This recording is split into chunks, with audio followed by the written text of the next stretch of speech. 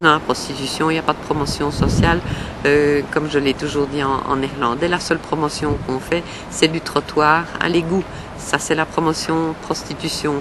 Donc, je ne crois pas qu'on peut aller mettre la prostitution sur le même pied d'égalité à un travail comme n'importe lequel d'autre.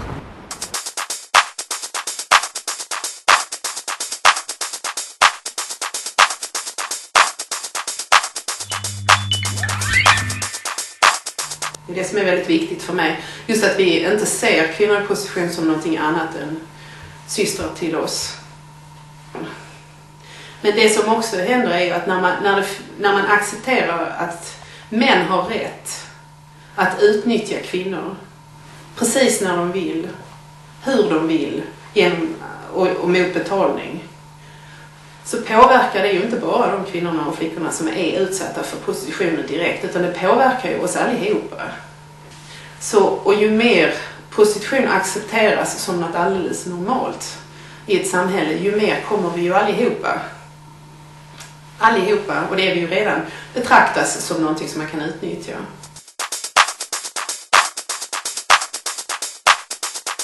Las mujeres están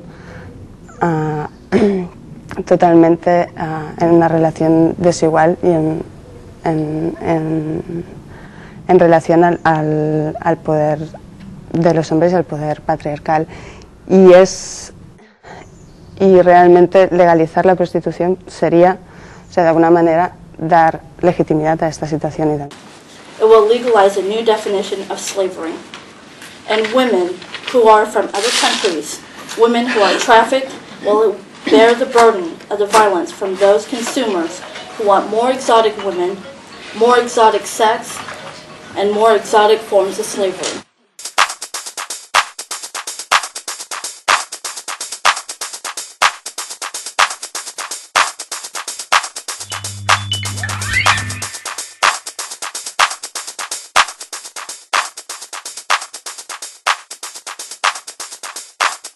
Who are the ones who's got the choice in this market?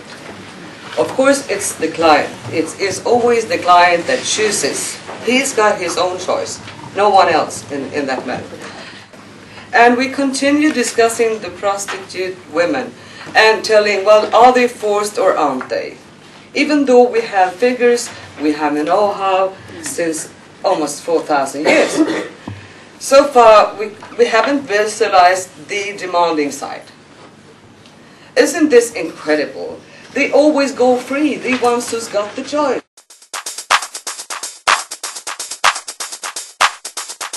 I don't want to attack women involved in prostitution. I want to attack the system of prostitution. And I think that when you spoke about the demand, nowhere do we talk about the demand, nowhere do we address the demand, and until we do that, we can take as many women out of prostitution, but there will always be a million more to step in the shoes of the vulnerable.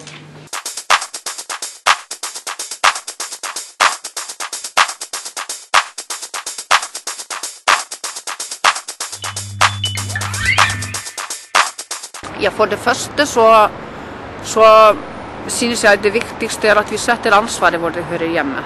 Fordi at vi vil ikke ha noen prostitusjon i Island eller noen trafficking eller handel med kvinner hvis ikke det var på grunn av at islandske menn kjøper kvinner.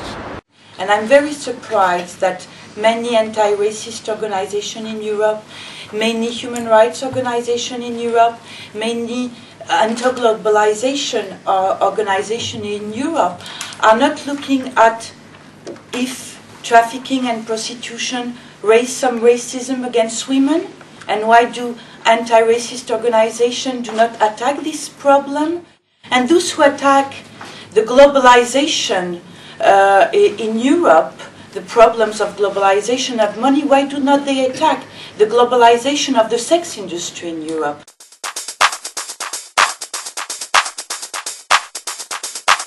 Vi kan inte tillåta att de kvinnorna som befinner sig i prostitution inte får den solidaritet som vi har med kvinnor som är utsatta för annan mäns våld. The National Rapporteur of Sweden says there are about 400 to 600 trafficked women victims in Sweden. In our neighbor countries like Norway, they got more than 5,000. In Denmark, approximately 7,000. In Finland, about 10 to 15,000.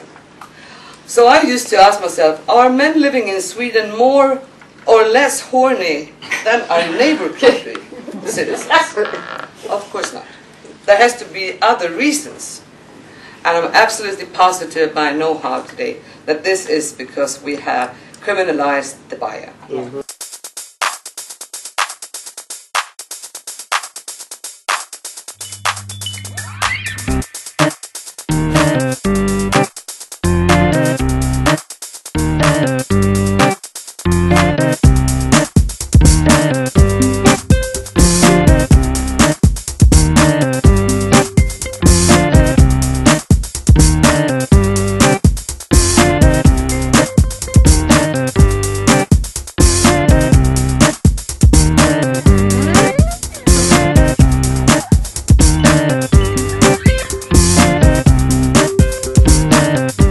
La Suède est un bon exemple. Je crois que s'il n'y avait pas eu autant de femmes en politique, il n'y aurait pas jamais eu cette loi non plus et cette compréhension du mécanisme qu'il peut y avoir en dessous sur toute cette violence et ce droit qui en fait ne doit plus exister à pouvoir disposer des femmes comme d'objets sexuels.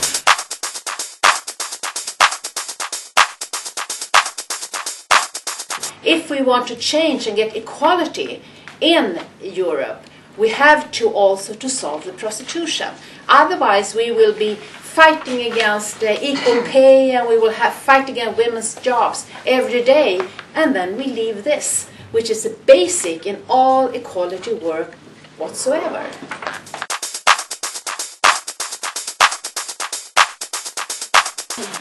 I'm not a sex worker, I'm a survivor. I represent many others like me, have survived the abuse, degradation, violence, and harms of prostitution.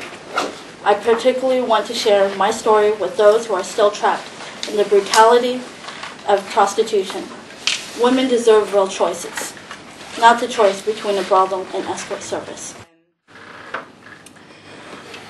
In 1995, it all came to a very sudden end when I turned on the local news, the television, and watched the local news, and my beautiful little cousin's face came up, and it was obvious that she was on heroin, and it said prostitute found dead in a house.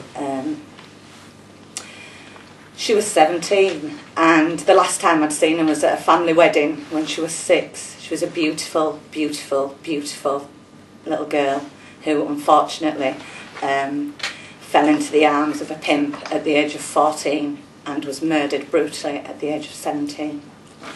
Fortunately, that gave me the strength to exit prostitution. It shook me into a very harsh reality, and it is 10 years since I have exited.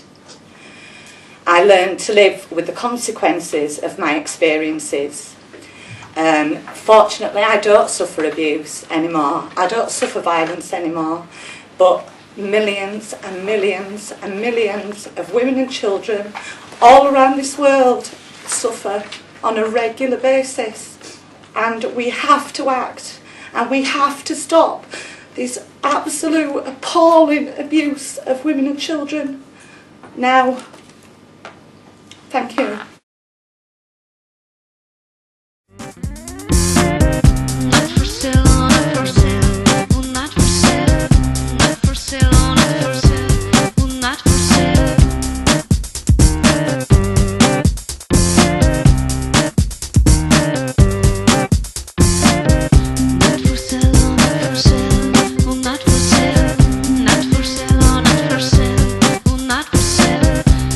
sale.